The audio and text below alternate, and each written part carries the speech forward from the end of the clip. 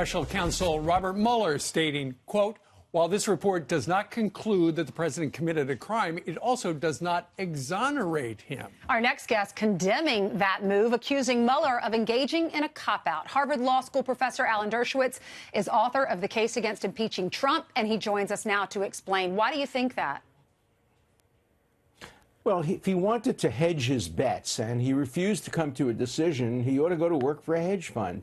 The job of a prosecutor is to evaluate the evidence on all sides and then come to a conclusion. This was especially important in the obstruction of justice part of the case because Rod Rosenstein should not be making any decisions relating to obstruction of justice because he was involved in the firing of Comey, and he has his own interests in making sure that the case came out one way rather than another way. So, you know, I think two cheers for Mueller. He was right about obstruction of justice. I'm sorry, he was right about collusion or conspiracy. And he was right in the end about obstruction, not bringing any charges.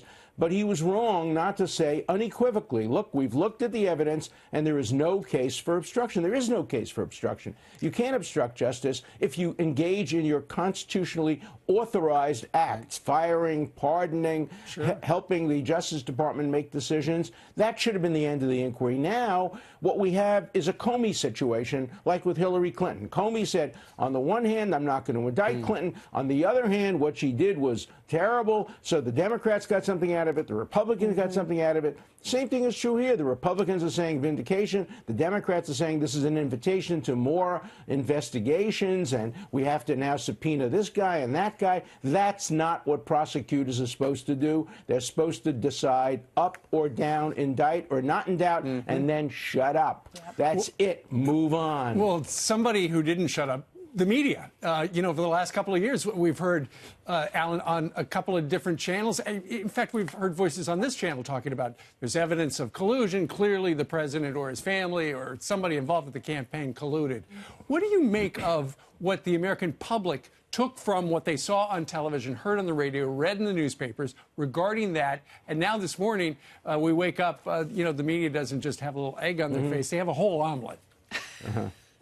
Well, with all due modesty, if they had just listened to me from day one, they would have gotten it straight. I called it exactly right. You know why I called it right? Because I'm not a politician. I'm not partisan. I look at the law not in terms of what I wish would happen, but what I know will happen based on 50 years of experience. I wish the folks over on CNN would have done the same thing. They didn't. All they did was, oh, he's going to be indicted because we want him to be indicted. He did collude because we want him to collude. He obstructed because we want him to have obstructed. That's not news analysis. That's advocacy journalism. And so I think a lot of apologies are due to the American public about being misled by many of the media who substituted wishful thinking for factual analysis. That's not what media people want to hear. What we want to hear as the American public is a straight down analysis. And what we don't want to hear from Mueller is a law review article. On the one hand, on the other hand, that's good for a law review article. But from a prosecutor, we want, no, we're not indicting, end of inquiry. That's it. But I think the end result is what the facts pointed toward. Alan, a couple of things. Not only that, CNN, other channels too, and they question you. What happened to Alan Dershowitz? You know, why is he saying this? Why is he going off the handle like this? Man, he's lost his fastball. I know he voted for Hillary Clinton, but why is he in bed with Trump? What's your answer to those critics? Well, they're still coming after me. The New Yorker has commissioned a hit piece on me attacking my personal life because they don't like what I've said about Donald Trump. You know, you go all over the media, and I'm being attacked all over the place, not because of anything I did, but because of my truthful analysis, which people think shows I'm a big supporter of Trump. Look, I voted for Hillary Clinton, as I said.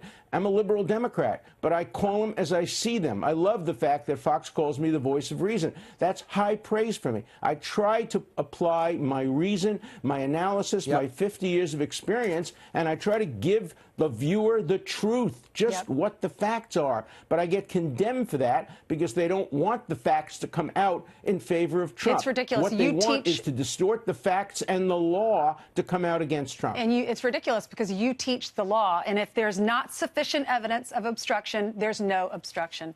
Thank you so much for being with us. Absolutely.